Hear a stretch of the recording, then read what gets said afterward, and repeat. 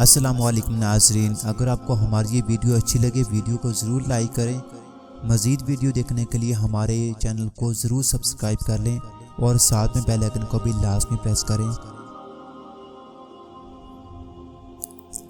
इंसान दुख नहीं देता बल्कि इंसान से लगाई गई उम्मीदें दुख देती हैं। वो इतना करीम है कि नाराज़ होकर भी भूखा नहीं सोने देता। जब रब का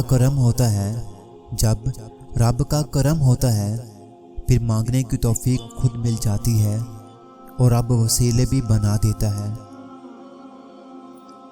वो तो रहमान है, रहीम है।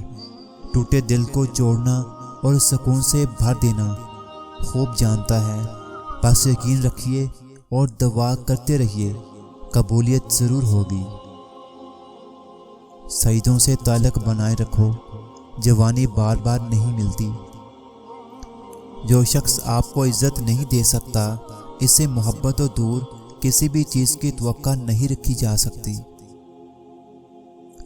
होता वही है जो खुदा चाहता है। लोगों की इतनी औकात नहीं कि आपका कुछ बिगाड़ सकें। मर्द वही होता है जो गुस्से में भी औरत से बात करने की तहजीब को ना भूले। कुरान कहता है रब शारग से भी ज़्यादा करीब है। फिर तुमने कैसे कह दिया कि मेरा कोई नहीं है दुनिया में? अरे रब है ना, वो साथ है, तो फिर गम किसका।